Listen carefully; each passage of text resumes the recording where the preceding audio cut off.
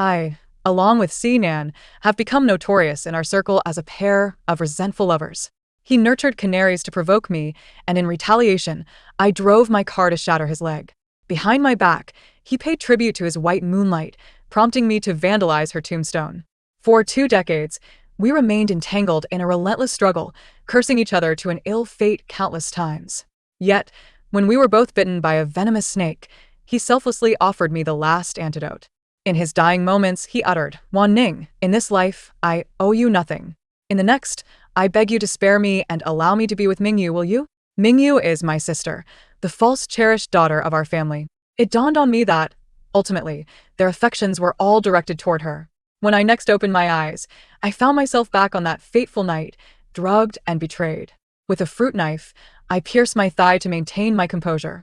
Then, I turned and walked away. In this life, let us part ways, bridges burned, paths diverged. Nan departed with regrets, unable to close his eyes, for I adamantly refused to grant him a reprieve in the next life, allowing him to be with Jiang Mingyu. In a deliberate attempt to provoke him, I declared, "You still wish to have another life with Jiang Mingyu? You must be dreaming. You shall always be mine while alive. You are my husband, Jiang Wanning's, and even in death, you shall remain my ghost." He glared at me, struggling to draw his last breath. The C family harbored a profound hatred for me, forbidding my attendance at his funeral. Yet I went regardless. I am not the pampered young lady of the Jiang family. I am a villain who fought tirelessly in the orphanage. I knocked out those left to guard me, and leapt from the balcony. Even if I fell and was bloodied, I did not care. However, when I burst into the funeral, I was met with the sight of Jiang Mingyu's ashes being interred alongside Nan. It became clear that they had conspired to prevent my attendance, intending for Nan and Jiang Mingyu to be buried together. And what of me? What of the wife who had stood by Nan for 20 years? Where would I be laid to rest?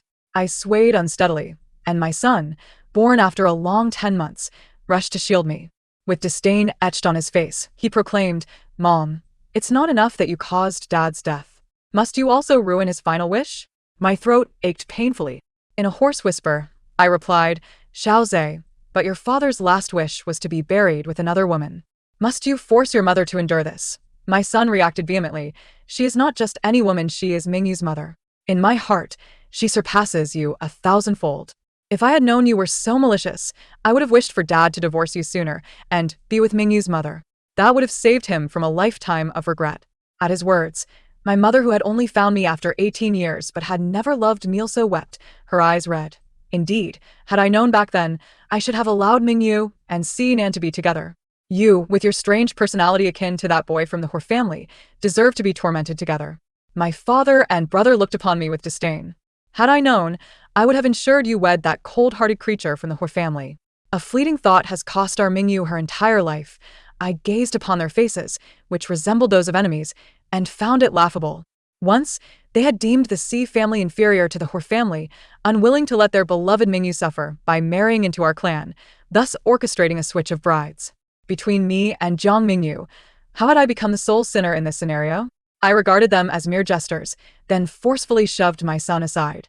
Seeing and marrying me meant he belonged to me. Dreaming of resting with another woman was folly. Even if I were to die today, I would cast Jiang Mingyu's ashes aside, but as I took a step towards Nan's gravestone, I froze in place. This was a joint burial site. The gravestone that should have belonged to Nan bore the inscription, Nan, alongside my beloved Mingyu. May I and my love be united for eternity. In that moment, the tears I had held back for so long finally fell. It became clear that Nan had never loved me. In this world, I had always been alone. My heart, devoid of obsession, succumbed to darkness. I fell heavily to the ground. Nan, I have acquiesced to your wish. If there is a next life, I shall fulfill your desire. 2. Suddenly, the air was thick with a pungent scent of alcohol. A heated body pressed against me from behind. To my astonishment, upon opening my eyes again, I found myself reborn. I had returned to that fateful night when Nan and I were drugged and betrayed. It was the 20th birthday celebration of Jiang Mingyu. Unbeknownst to Nan and me, we had been muddled and sent to bed by someone. In merely 10 minutes, the little princess Jiang Mingyu would push open this door with her girlfriends, initiating a tragedy that would haunt us for a lifetime. A pair of firm arms suddenly encircled my waist. The aroma of pine resin emanating from the man enveloped me, a scent so familiar it nearly brought me to tears. Yet, I was acutely aware that this fragrance, like its owner, did not belong to me. I bit down on my tongue, forcing myself to remain conscious. However, attempting to free myself from Nan's grasp proved to be a Herculean task.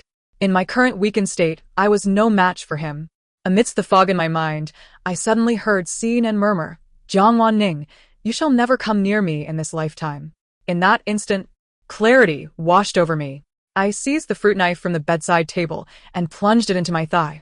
Then, I struck Nan, who attempted to cling to me, with the lamp, rendering him unconscious. Finally, I cast a glance at the fallen man and departed without a backward glance. It turned out that Nan had also been reborn. How wonderful! In this lifetime, I would no longer cling to you, and you could finally have your heart's desire. 3. The moment I exited that room, Jiang Mingyue and her entourage arrived as expected. Upon opening the door, they found only the unconscious Nan within. Not spotting me, Jiang Mingyue's expression momentarily twisted in dismay, but she quickly masked it. Nan let out a soft groan of discomfort. His unusual state was swiftly noticed by her friends, who were all well-versed in the machinations of their social circle. Almost instantly, they pieced together the events that had transpired. They were certain that someone had plotted against Nan, the fiancée of the most favored daughter of the Jiang family. They clamored with great fervor to unearth the culprit. Someone maliciously shouted my name. "It must be that maid's daughter from your family. She's envious of your relationship with Nan and deliberately set him up." How wicked! Jiang Mingyue, cradling the still unconscious Nan, tearfully interjected, "Please don't speak ill of Ning. Although she has always harbored feelings for Nan, she would never stoop so low." My overly kind older brother immediately retorted, "Mingyue, you are far too benevolent. Lin Ning is not only intent on usurping your identity, but now seeks to steal your man. If I find out she is indeed behind this, I shall make her pay dearly." In my previous life, they had condemned me without a second thought. Even as I cried out in desperation that I too was a victim of deceit, not a soul believed me. Nobody could fathom that the daughter of a maid could possess any noble qualities. They were resolute in their belief that I was a despicable individual willing to resort to any means to ascend the social ladder. Yet, the truth was far from that. They were unaware that I was the true Jiang miss of this family. Upon my return, the Lin family had never publicly acknowledged my identity, thanks to Jiang Mingyue's subtle manipulations. People even believed I was merely the maid's daughter from the Lin household. I had attempted to clarify my situation, only to be met with more derision and scorn. They accused me of being so envious of Jiang Mingyue that I had lost my sanity, foolishly imagining myself to be the Lin family's legitimate daughter. The malice directed at me was suffocating, nearly driving me to madness, yet no one came to my aid. Even my biological parents and brothers stood against me, casting lofty accusations my way, declaring me to be cunning and cruel-hearted. This scene became a haunting nightmare that plagued me for the next 20 years. Thankfully, in this life, I would no longer endure such torment. 3. I chose to disregard the turmoil within the house. Stepping outside, I dialed a number. Huiting, I agree to the earlier proposal regarding the wedding. Also, could you send someone to assist me with a small matter? I may need to visit the hospital. 10 minutes later, a black Bentley appeared before me. As I opened the door, Huiting's cold, aristocratic visage greeted me. This scion of the capital's elite always maintained an air of aloofness, no matter the occasion. In my past life, Jiang Mingyue had succeeded in marrying him, only to discover that he indeed lived up to his reputation of being emotionally distant. Even if she stood before him unclothed, he would remain utterly indifferent. In the end, overwhelmed by loneliness, Jiang Mingyue sought solace with male models, only to contract a disease that ultimately led to her tragic demise. Ironically, this very woman became the one whom Nan cherished for a lifetime, while he loathed me eternally. I suppressed the mockery and hatred in my eyes and offered a faint expression of gratitude to Huiting. He regarded my disheveled appearance with a slight furrow of his brows, his expression one of faint disapproval. "No need for formalities. From now on, we are family. Should you have any issues, do not hesitate to reach out. After all, you are my grandfather's savior. He insisted that I treat you with utmost care." Huiting's words ignited a flicker of warmth within me. In my previous life, I had inadvertently saved his grandfather from a heart attack. The former patriarch of the Hu family, whom both the Lin and Si families aspired to associate with, had looked upon me with affection. Promising to introduce me to a suitable match to ensure my future was free from worry.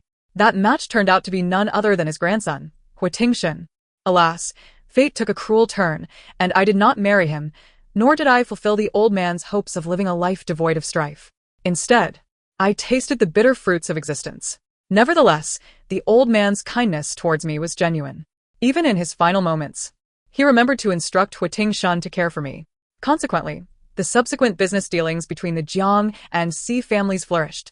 When Jiang Mingyue's scandal erupted, Huiting Shun chose not to disclose it, thereby sparing the Jiang family from disgrace. Yet in this lifetime, I had no desire to extend that gratitude towards them. 4. After spending half the night receiving 4 fluids at the hospital, I returned home the following morning, my steps unsteady. To my surprise, upon opening the grand door to the villa, I found the Jiang family members, who typically left for work early, all gathered in the living room.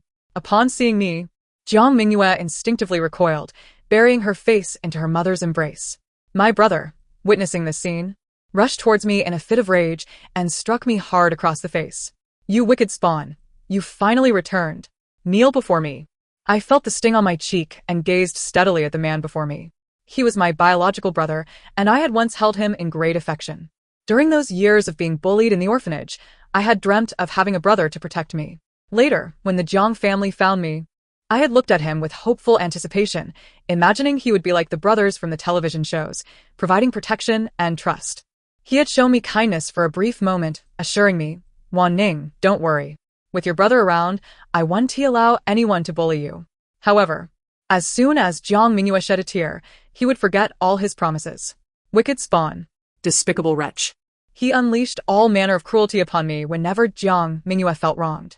In my previous life, I had suffered greatly due to this superficial bond of kinship. I had always believed that my inadequacies were the reason for my family's disdain. But now, I understood the painful truth. They simply did not love me. This is not a matter of great consequence. Back in my days at the orphanage, when I was tormented by the older children and subjected to the vile advances of unscrupulous teachers, I yearned for saviors to descend from the heavens and shield me. Yet, not a single one ever appeared. At that moment, I grasped the painful truth.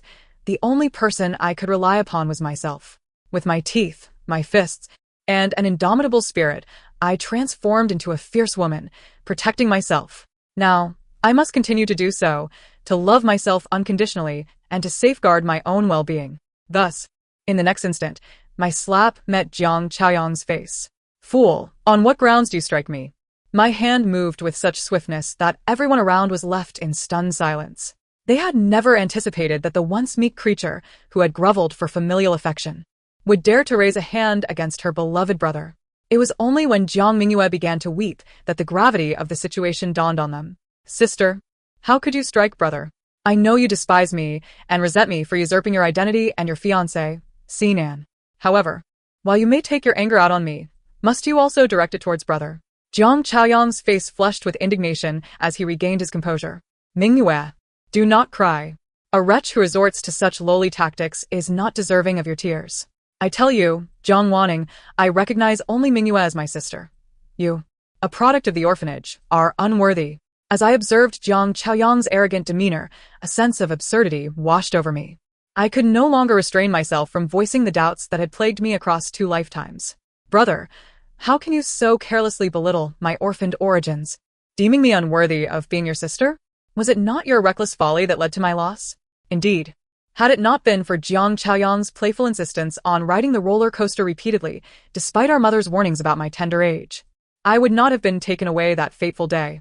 They searched for me in vain, yet Jiang Chaoyang, instead of feeling remorse, suggested that our parents adopt another child the same age as I was.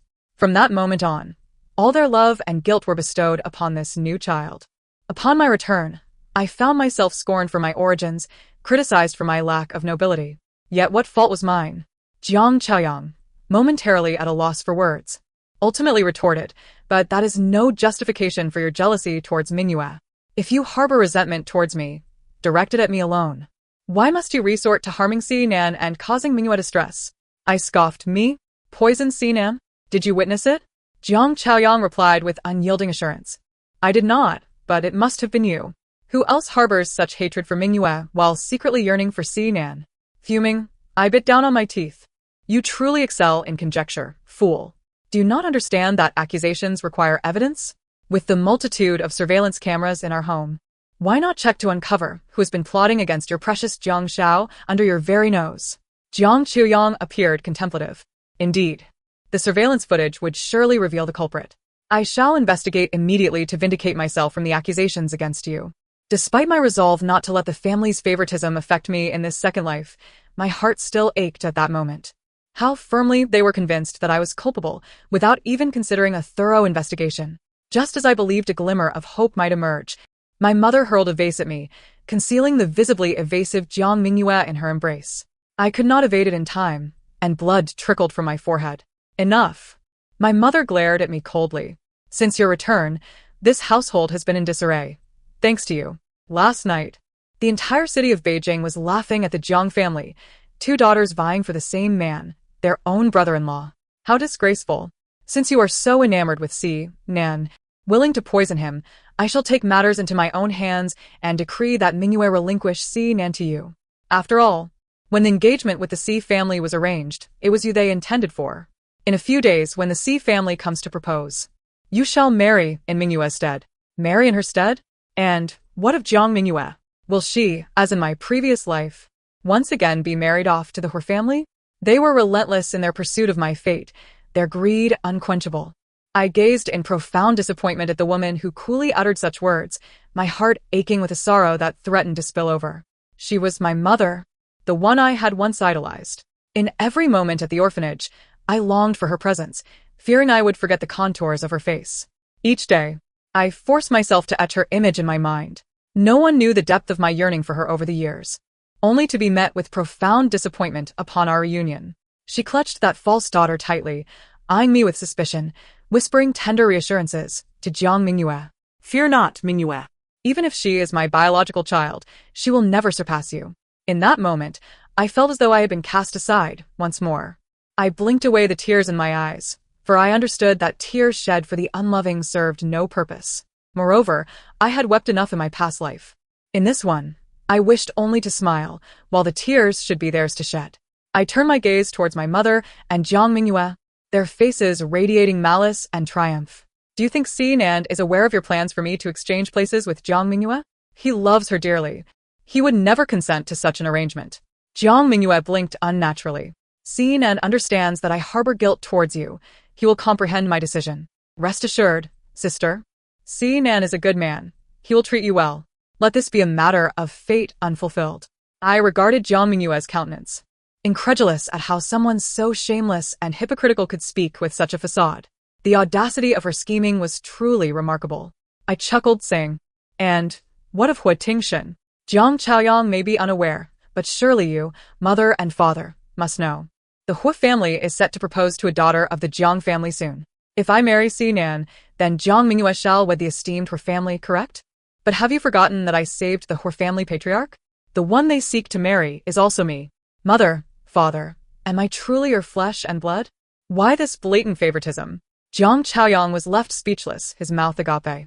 Father, what does Jiang Wanning mean? Hu Tingshen and the Hu family wish to marry Jiang Wanning? And Jiang Wanning has saved the Hu family patriarch? Why was I not informed of any of this? Enough. At last, Jiang father spoke. He regarded me with a look reserved for an errant daughter, and with a grave tone, he addressed me. Wanning, it is not that we look down upon you, nor is it that your mother and I do not love you. You have spent so many years in the orphanage. Naturally, your social skills cannot compare to those of your sister. Our decision to exchange you and Mingyue was, in truth, for your own good. The Hu family is vast and complex. I assure you that your temperament would not endure even a few days within their ranks. Only by marrying Mingyue can a true alliance be realized. You are aware that our Jiang family has lingered outside the elite circles of the capital for many years, unable to make any significant progress. This is a splendid opportunity. You should obediently wed into the simple Si family, living a stable life, and allow your sister to marry into the Hu family in your stead, all right? I could see the affectionate light in Father Zhang's eyes, while my heart merely wished to scoff coldly. If that were truly the case, why did they not discuss it with me properly from the beginning? Instead, they resorted to drugging me to ruin my life. This man, when I returned, was someone I had once trusted immensely, hoping he would be like other fathers, a steadfast mountain for his child. Yet every time I was wronged or misunderstood, he would only coldly retort, Why is it that only you are targeted, while others are left unscathed? Waning, you should reflect more on yourself. In that moment, I comprehended fully. This so-called father was utterly untrustworthy and impossible to rely upon. The only person I could depend on was myself. I smiled, yet I was unwilling. The Hoof family is not as complicated as you claim, and I will not be left with nothing but bones. Grandfather Hu has promised to protect me from all worries for a lifetime. I do not believe that marrying into their family would bring me suffering. Father Jiang could not argue with me. Enraged, he threw his teacup down and glared at me fiercely. Wretched daughter, when did it become your prerogative to decide? Today, you will comply whether you like it or not. The advantageous marriage with the Hua family must be for your sister Mingyue. He commanded someone. Take her to the cold storage and deny her food and drink until she agrees. I wondered how long I could endure this. Father Zhang's words sent a painful tremor through my heart. Being confined to the cold storage was their most common tactic against my defiance. They knew I feared the dark, that my frail health from my time in the orphanage could not withstand the cold. Thus, whenever I strayed even slightly from their wishes, they would deliberately lock me away, reveling in my torment, watching as I wept and begged for mercy. As soon as the words left his mouth, 2 bodyguards approached, gripping my arms tightly. Jiang Mingyue looked at me with sarcasm, while Jiang Chaoyang stood by, indifferent. My parents seemed to wish for my demise. Was I truly doomed to this fate of being exchanged for marriage again in this lifetime? Just as I thought I would be humiliated and confined to the cold storage, a cold, deep voice echoed from behind me. Where do you intend to take my fiancé? I turned to see the stern-faced Huiting Shen, who had entered unbeknownst to me. Clad in a well-tailored dark suit, the beads of prayer on his wrist lent him an air of serenity. Yet, with just a glance, he paled Father Zhang's face, who had just moments ago been threatening me. We were merely joking with the young lady, Father Jiang stammered. Huashao. Why didn't you notify us of your arrival? Huiting Shen replied coldly. Why would I need to inform you of my whereabouts? Besides, if I had announced my presence, I would have missed this splendid scene. It seemed my future father-in-law had taken it upon himself to find me a new bride. What new bride? At some point, Xinan had also entered, looking at me with disdain, then glancing at the pitiable Jiang Mingyue and the suddenly vigilant Huiting Shen. Huashao. Is Jiang Wanning here employing some trick to have Mingyue marry you in her stead? I must inform you, Huashao, that the one engaged to you is Jiang Wanning, not Jiang Mingyue. Mingyue and I grew up together, and we have a childhood betrothal. We are soulmates and have long promised each other a lifetime together. You must not be deceived by Jiang Wanning's malicious claims of sisterly exchanges. Upon hearing this, Jiang Mu and Jiang Mingyue turned pale. Yet, Xinan continued his tirade against me. Huiting Shen, observing the incessant prattling of Xinan, emanated an unbearable pressure. You claim this exchange is Wanning's idea? Xinan nodded, perplexed. Huiting Shen continued, however, as far as I know, that is not the case. If I had arrived just a moment later, your so-called father would have locked Wanning in the cold storage, coercing her into marrying you to secure his obedient daughter Jiang Mingyue the position of her family's young mistress, the one who has long aspired to be Mrs. Who has never been Wanning. I recalled that over a decade ago, the old man of the Xi family was not so foolish. How had his grandson become so naive, easily manipulated by others? Do you even know that the one engaged to me has always been Jiang Wanning? Only she is the wife I have chosen. If anyone dares to entertain the notion of a sisterly exchange, do not blame the Hu family for being merciless and ensuring you can never show your face in the capital again. Xinan looked as if struck by lightning, gazing at Jiang Mingyue in disbelief. Jiang Mingyue, feeling guilty, could not meet his eyes. In the end, he managed a pale smile, trying to save face. Mingyue, you need not explain. I know your father must have coerced you, right? I know you only have feelings for me, but as you are not his biological daughter, you do not dare to resist, correct? Jiang Mingyue, upon hearing this, nodded eagerly. You understand me so well, Xinan. As a foster daughter, how can I defy my father's orders? But in my heart, it has always been you. At this, the Jiang family members looked as though they had swallowed a fly. Jiang Mu unconsciously loosened her grip, and Father Jiang exchanged a knowing glance with her. Even the brash Jiang Chaoyang felt discomfort. Watching this scene unfold amused me greatly. The perfect union had developed a fissure. Patience was key. I had yet to satisfy their appetites. This rift would only grow larger. By the end of the day, Huiting Shen took me away. He expressed concern over my continued stay there. I understood his intentions were good, also in compliance with grandfather's orders. I willingly followed him, unwilling to place myself in any further danger after having been granted a second chance at life. However, as we departed, Sinan intercepted me at the door. He leaned closer, whispering, "Jiang Wanning, I know you have also been reborn. I am glad you are no longer entangled with me, but even if we cannot become husband and wife, there is no need for you to abandon yourself. Why would you choose to marry Huitingxin, knowing he is a ridiculous domestic abuser? Are you truly the ruthless woman Mingyue claims you to be, willing to do anything to climb higher?" I cast a disappointed glance at Sinan, this man with whom I had been entangled for 2 lifetimes. We had been together for over 20 years, even having a son. Although we mostly quarreled, he should know that I am a person of clear convictions. Love is love. Hatred is hatred. I have never stooped to underhanded schemes. Those disgraceful, covert actions were all orchestrated by his beloved Jiang Mingyue. He still underestimated me, but it mattered not. He was a stranger to me now. His opinion of me held no significance. I replied coolly, "Whom I marry, and what I choose to do, is none of your concern. Moreover, I understand Huitingxin far better than you do. The notion of him being a ridiculous domestic abuser is merely something your Jiang Mingyue has fed you. Fool." With that, I paid no mind to the anger on Sinan's face and walked away without looking back. This time, I would no longer impede him and his sister Mingyue. I merely wondered if they would achieve the happy ending they so desired. I was taken to a manor owned by Huitingxin. After that, he departed. Our wedding is scheduled to take place in a fortnight. I heard that Jiang Mingyue and Sinan's wedding is also on the agenda. However, for some inexplicable reason, the exact date has yet to be determined. I have resided here for about 10 days, and during this time, Huitingxin has not made an appearance. Yet, if I casually compliment a piece of exquisite jewelry, it miraculously appears before me the very next day. If I express a preference for a particular clothing brand, I find myself inundated with parcels the following day. If I mention a craving for a certain restaurant's cuisine, that evening, the head chef from that establishment will arrive at the manor to prepare a meal for me personally. The attentiveness is nothing short of impeccable. I never anticipated Huitingxin would heed his grandfather's wishes so earnestly and extend such care towards me. However, if he treated Jiang Mingyue similarly in his previous life, why did she succumb to loneliness and seek solace in the company of male models? I pondered for quite some time and ultimately concluded that Jiang Mingyue simply does not recognize her fortune. With such a wonderful husband, what is there to feel lonely about? Even if they do not meet for an entire year, I could easily spend my life surrounded by my grand manor, exquisite jewelry, and designer handbags. The day before the wedding, I made another visit to the Jiang family.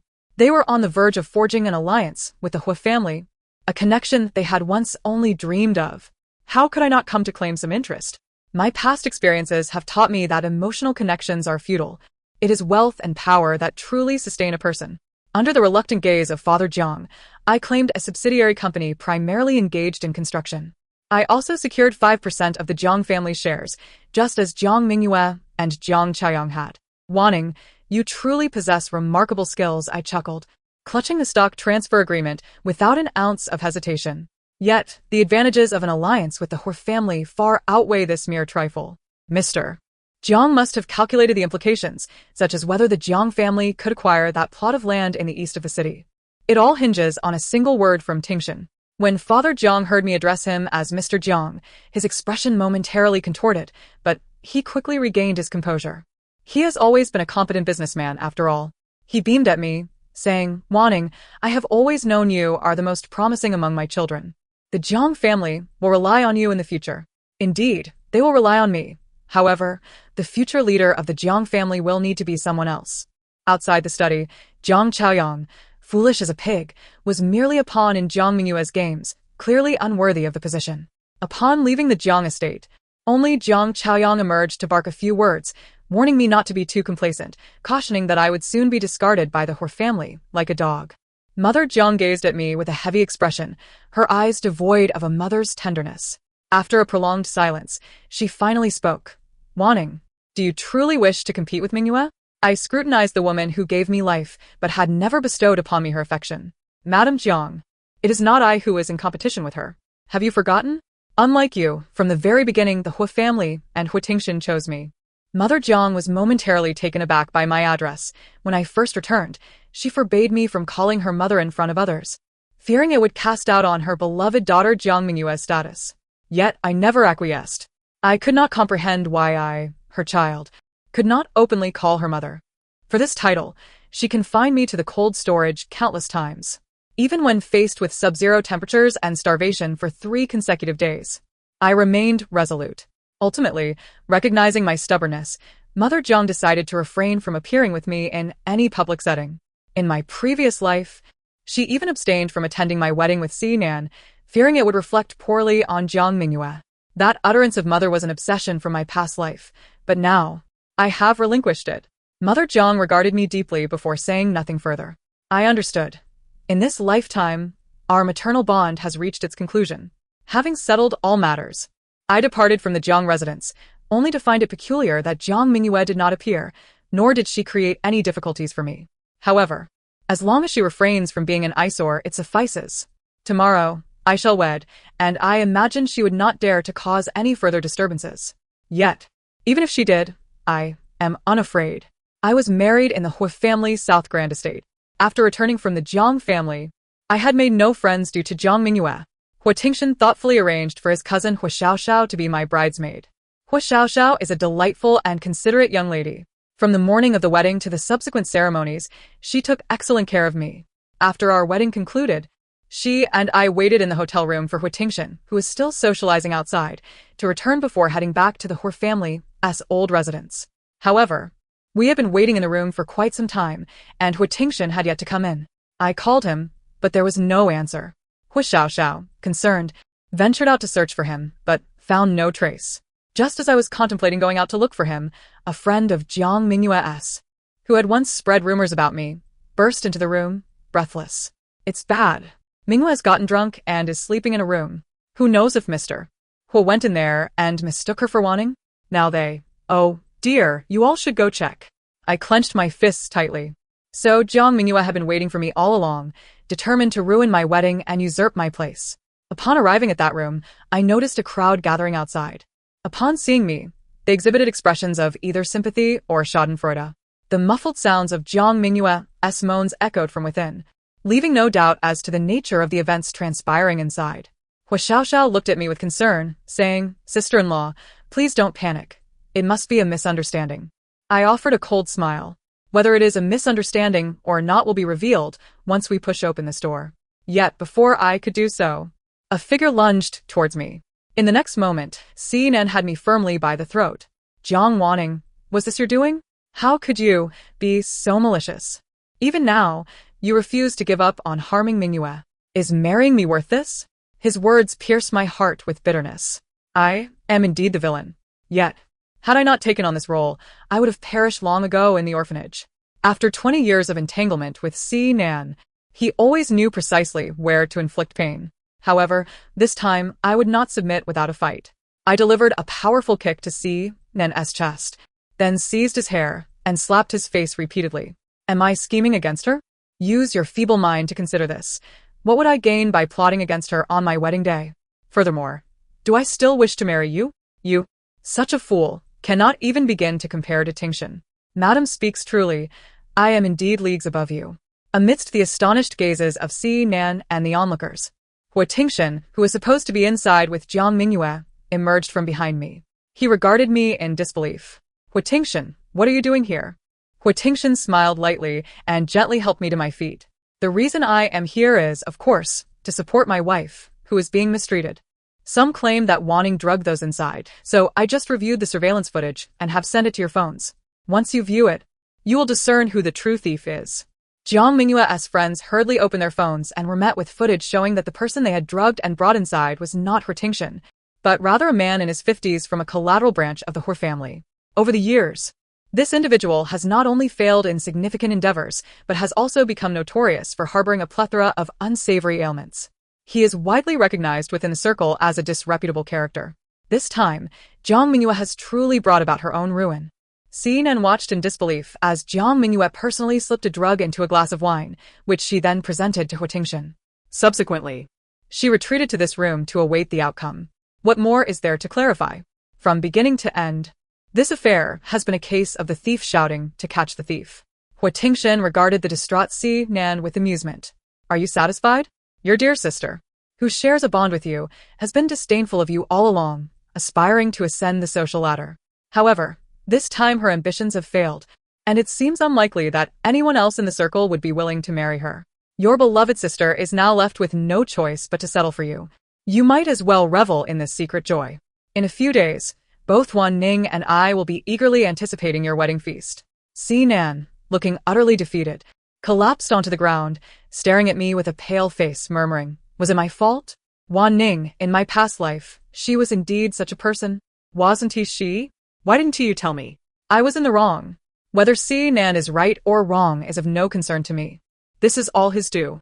That evening, I returned to the Hor residence with Huitingshan. He remained as gentlemanly as ever, sharing a bed without the slightest offense to my sensibilities. Truly, the prodigal son of the capital lives up to his reputation. Yet, for reasons unknown, upon awakening the next morning, I found our limbs entwined, locked in an intimate embrace that ignited both envy and excitement. For several days, this became our routine.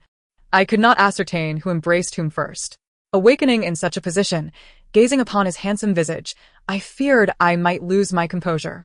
Nevertheless, considering Jiang Minghua's treatment in my previous life, I refrained from any impulsive actions. I had heard that even when she bared herself to seduce him, Huitingshan remained unmoved and had cast her from the ancestral home. The culinary delights here are exquisite, and grandfather who treats me with great kindness. I must not act foolishly. Jiang Minghua's downfall has become apparent. Nan has discerned her true nature and is resolutely unwilling to marry her. The Jiang family has utterly abandoned her. My mother, who once adored Jiang Mingyue, expelled her from the household the very next day after learning of this scandal.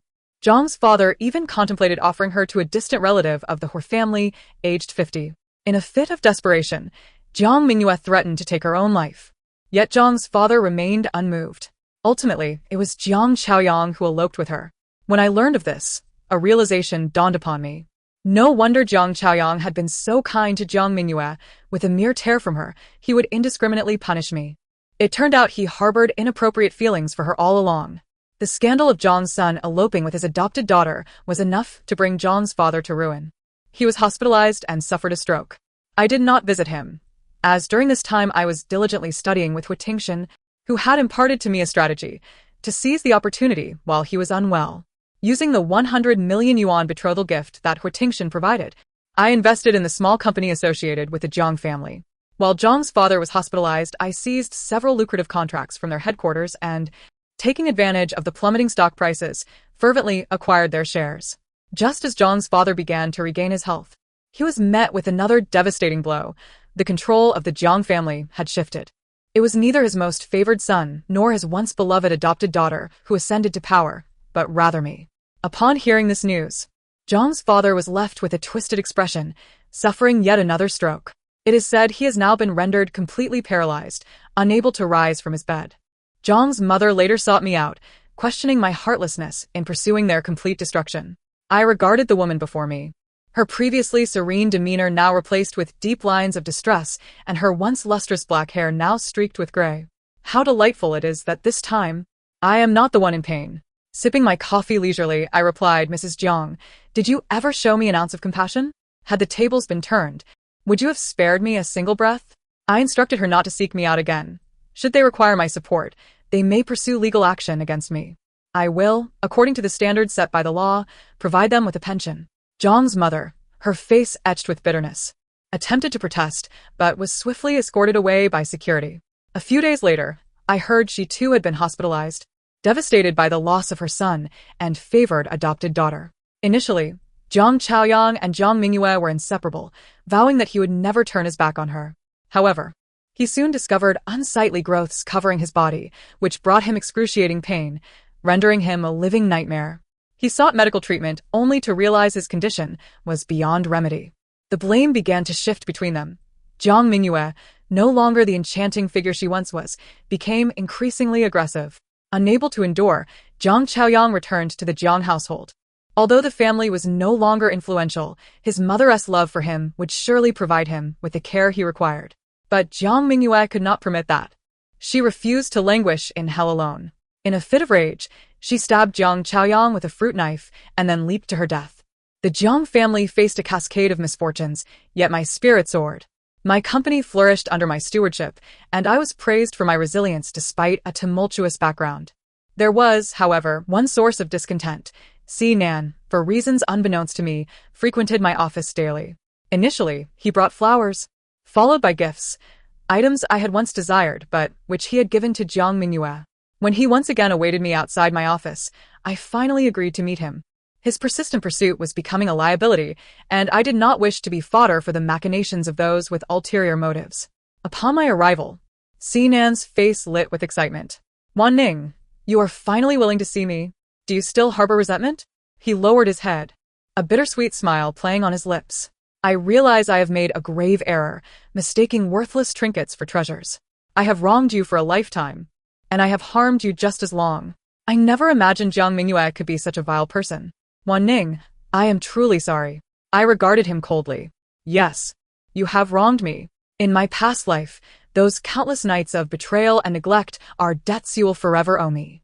Tears streamed down Nan's face as he pleaded, I truly understand my mistakes. Can you grant me a chance to atone? I know you harbor no feelings for Hui. Wan Ning, we spent 20 years together in our past life. No one knows us better than we know each other. Moreover, we have a child. Please, give me the opportunity to be together again, and to bring our child back. Nan's expression was one of hope, yearning for my agreement to reclaim our son. However, I was taken aback. What child? Hui had unexpectedly arrived, standing beside me.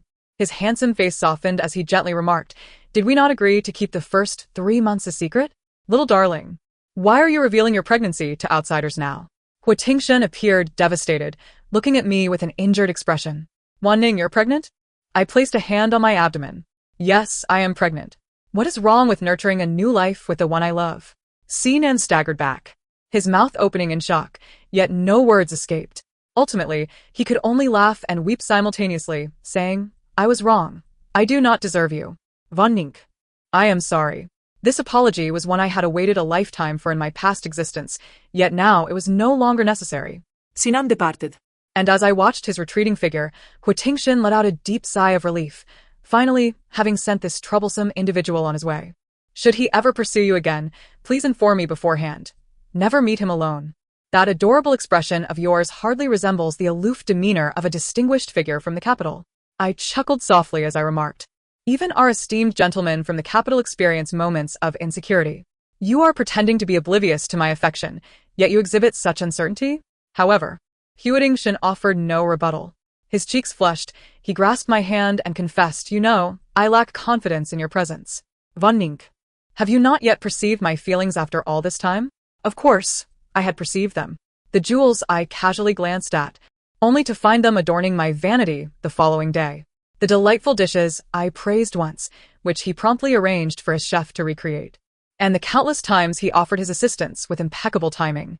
Not to mention, in my previous life, he sat by my grave for 3 days and nights after my demise. If I were still oblivious, I would indeed be a fool. I extended my hand and gently entwined my fingers with his. Mr. Hu, would you care to hear my confession? Hui gazed at me with eager anticipation. And I declared, I too harbor feelings for you. His face brightened as he lowered his head and pressed a deep kiss upon my lips. How foolish I was for not confessing sooner. Otherwise, today's revelation might have led to a true miracle. Yet I felt it was perfectly timed.